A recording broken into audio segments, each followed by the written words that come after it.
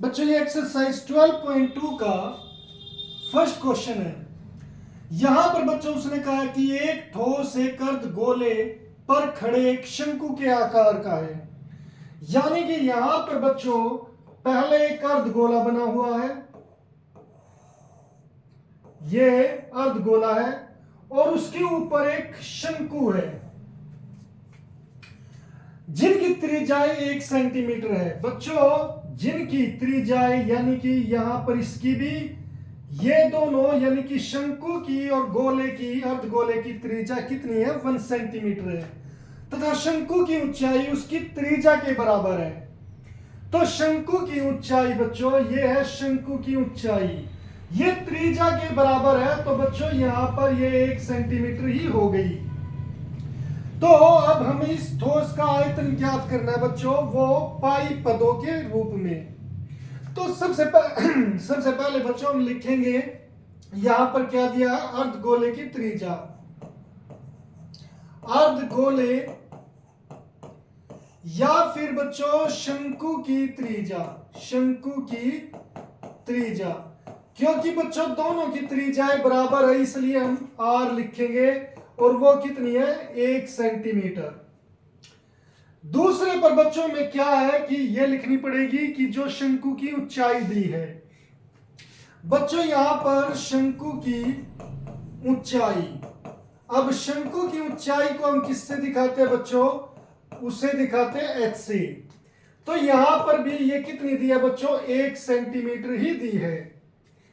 मुझे निकालना बच्चों शंकु का इस खिलौने का आयतन, इस ठोस का आयतन, यानी कि हम लिखेंगे ठोस का आयतन। यह हमें ज्ञात करना है बच्चों। तो यहां पर आ गया क्वेश्चन मार्क। अब बच्चों ठोस का आयतन निकालने के लिए, ठोस का आयतन ये ज्ञात करने के लिए बच्चों में क्या करना पड़ेगा? बच्चों इस ठोस का आयतन कैसे निकालेंगे हम?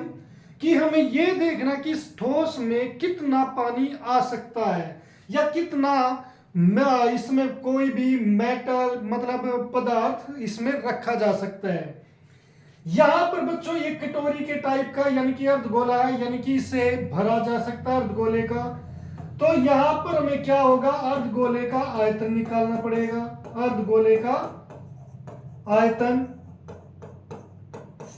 यहां पर बच्चों ये शंकु है तो इसको शंकु का आयतन ये निकालना पड़ेगा। और बच्चों इस ठोस के आयतन के लिए इन दोनों को क्या कर देंगे? प्लस कर देंगे। तो यहां पर बच्चों मैं लिखूंगा अर्धगोले का आयतन,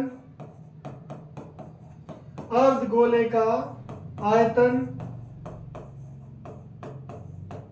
यहां पर मैं इसे इरेज कर लेता हूं बच्चों इस चीज को, प्लस शंकु का आयतन, शंकु का आयतन।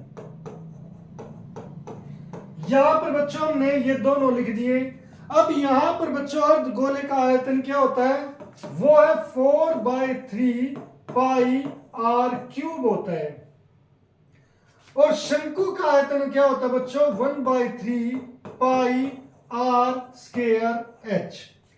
अब बच्चों यहां पर जो आर है ये हमारी अर्धगोले की, ये अर्धगोले की, और यहां पर ये शंकु की भी है।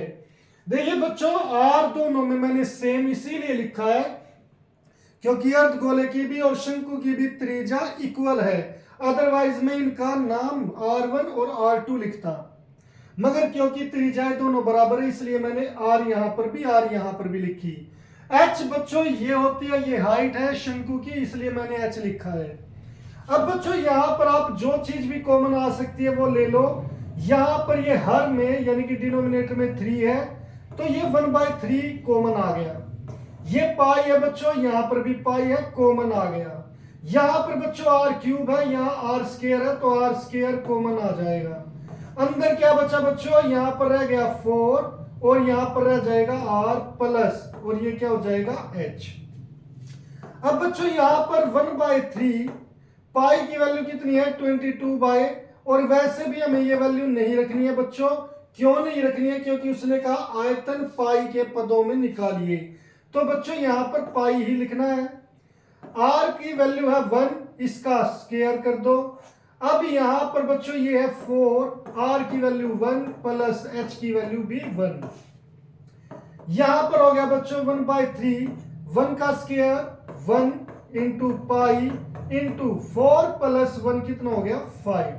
तो बच्चों यहां पर आंसर अब क्या आएगा, 1 की 1 से गुना 1, 1 पंजे 5, तो 5π/3 ये इसका सेंटीमीटर क्यूब आ जाएगा।